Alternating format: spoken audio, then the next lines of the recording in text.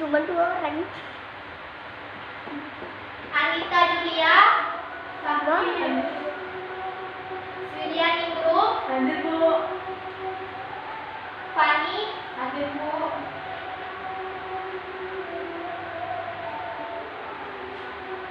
Ini hitam. ya absennya udah selesai ya. Baik, kita masuk ke bab pertama tentang sejarah turunnya Al-Quran.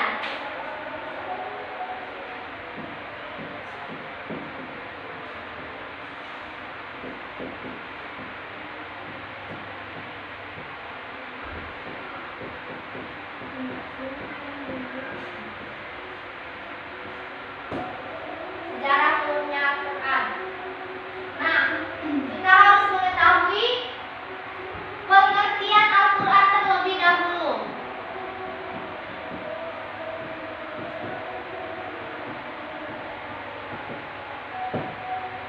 Ada yang tahu apa arti Al-Quran?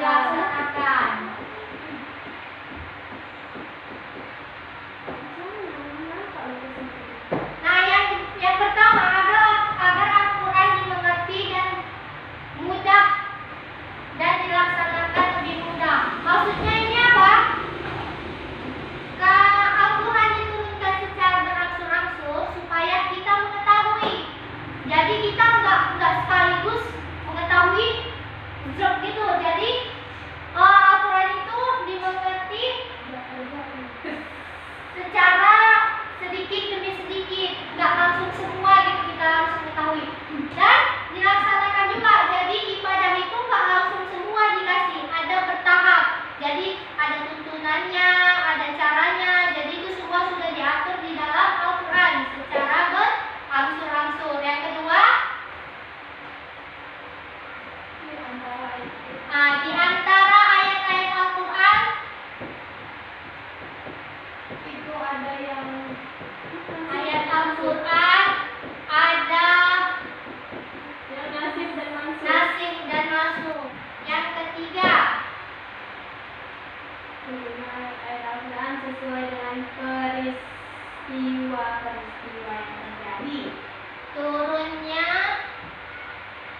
Al-Quran sesuai dengan peristiwa-peristiwa yang sesuai terjadi. dengan peristiwa yang terjadi.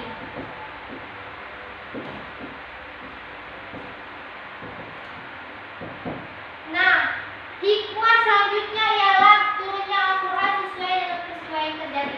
Jadi setiap ada peristiwa seperti peristiwa naik haji, peristiwa kurban, itu sudah teratur, sudah tersusun di dalam Al-Quran sesuai dengan urutannya.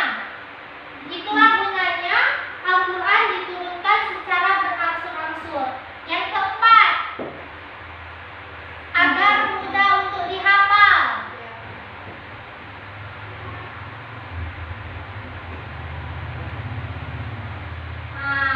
Guna selanjutnya Al-Quran diturunkan secara berangsur-angsur ialah agar Al-Quran itu mudah dihafal, tidak sekaligus semua. Jadi para sahabat terdahulu atau Nabi Muhammad yang telah mendapatkannya agar mudah untuk menghafal Al-Quran tersebut. Yang kelima,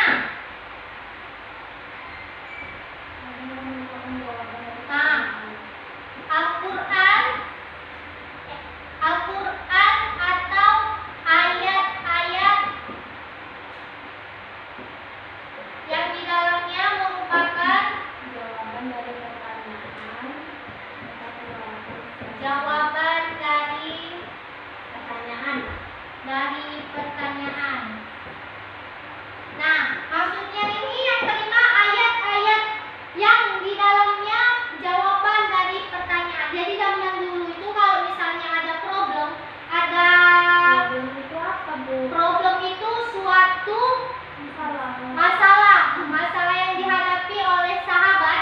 Jadi mereka mendatangi Nabi, tapi Nabi nggak langsung menjawab. Nabi menunggu jawaban ataupun firman yang datangnya dari Allah.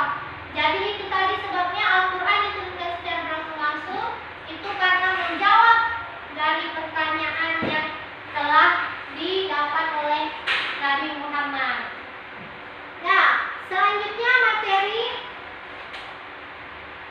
tentang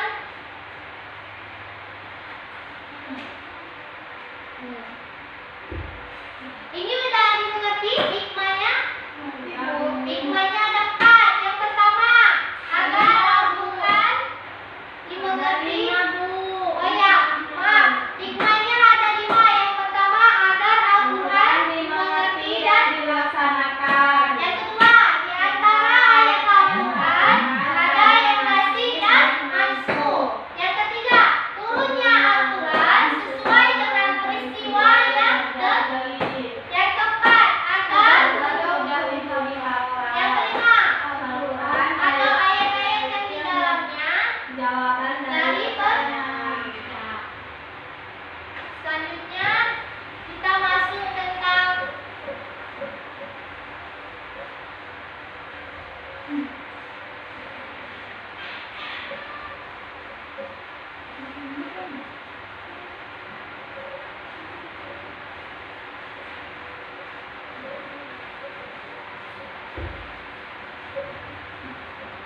kita masuk tentang materi nama-nama lain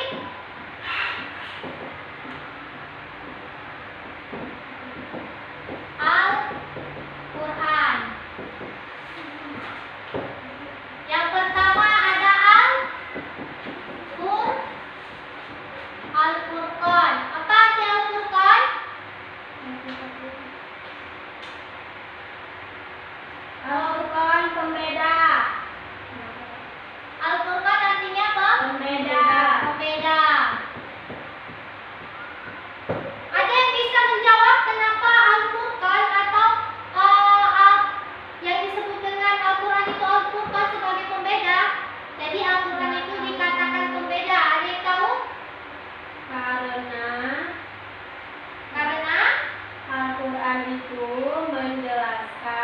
mana yang benar dan mana yang salah. Nah, Al-Quran sebagai penengah.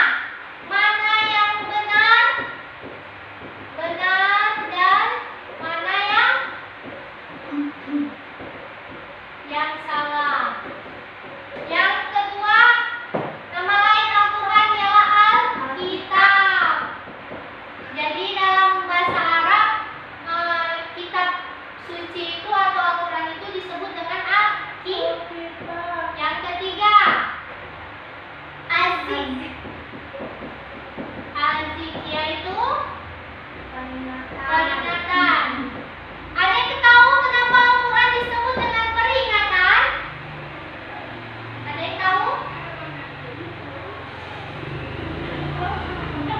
Kenapa disebut peringatan? Banyak di dalam ayat-ayat Al-Quran itu berisi tentang peringatan-peringatan. Peringatan kepada manusia ataupun sebagai acuan untuk tidak melakukan hal-hal yang tidak Disukai oleh Allah. yang tidak disuka oleh Allah. Selanjutnya yang keempat ada Al-Huda. Al-Huda artinya apa? Petunjuk. Petunjuk, sebagai petunjuk. Pedoman.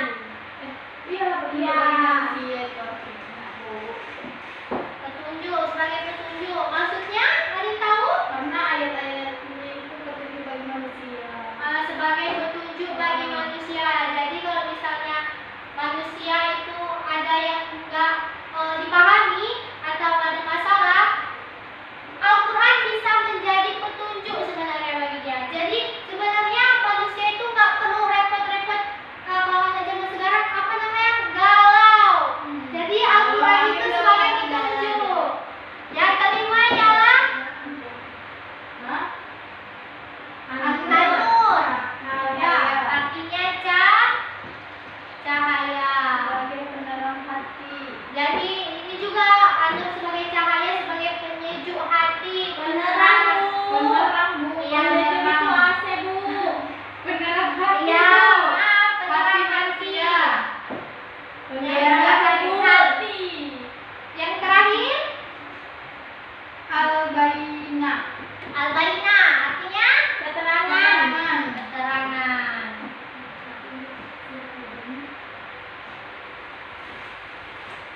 Ya, harus diingat ini nama lain dari Al-Quran. Nama lainnya ada Al-Furqan, Al-Kitab, Az-Zik, Al-Huda, An-Nur, Al-Bayyinah. Apa tadi Widya? Al-Furqan artinya Pembeda, Bu. Pani, arti Az-Zik. Peringatan. Nah, jangan bercakap aja di situ ya, Pani Widya. Ya, Bu. Salah lihat. Nah, selanjutnya kita ke materi tentang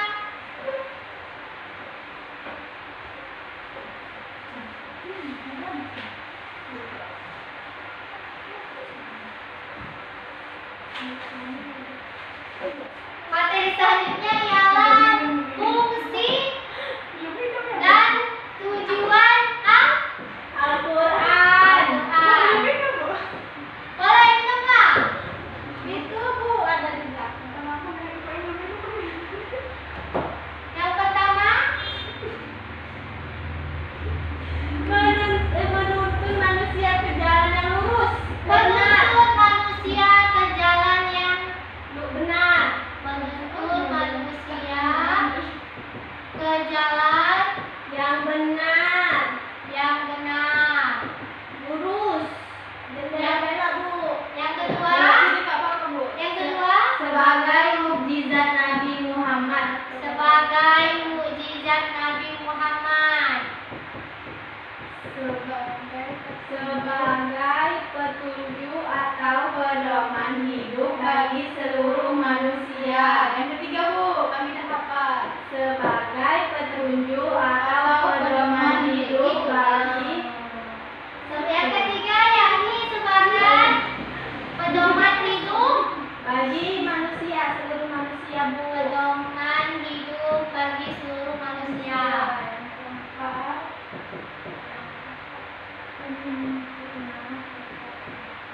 Yang keempat, penyempurna. Kitab suci. Penyempurna kitab suci Dahulu.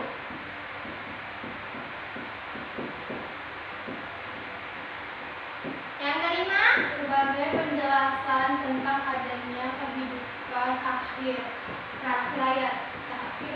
penjelasan adanya kehidupan akhirat.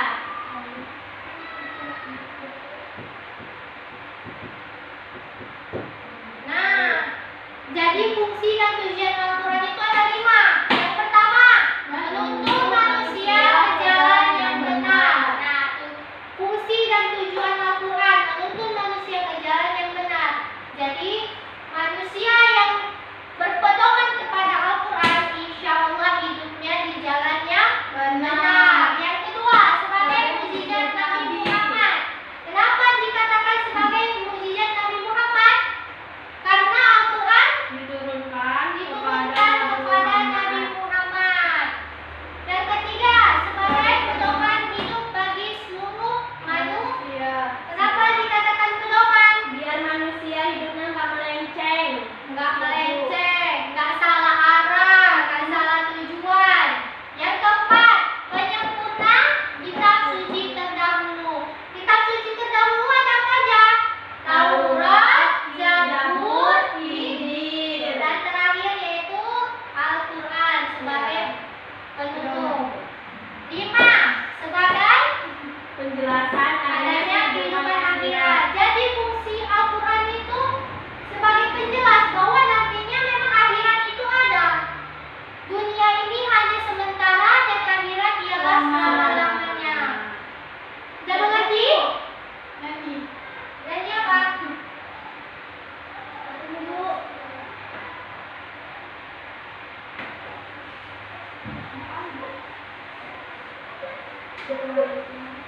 Iya, Bu.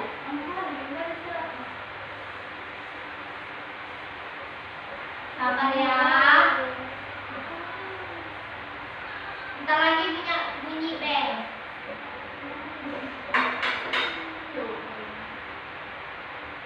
Selanjutnya tentang pokok-pokok pembahasan Al-Quran. Pokok-pokok pembahasan Al-Quran. Al-Quran. Yang pertama, akidah. Kita bahas dulu akidah. Pokok-pokok pembahasan Al-Quran itu ada akidah. Apa itu akidah? Mengajarkan kepercayaan. Akidah itu artinya kepercayaan. Jadi di sini itu agar manusia percaya yang namanya rukun iman. Nah, ada berapa rukun iman? 6. Yang pertama iman kepada Allah. Yang kedua iman kepada Malaikat. Yang ketiga iman kepada Kitab. Yang keempat iman kepada Rasul. Yang kelima iman kepada Hari kiamat. Yang keenam iman kepada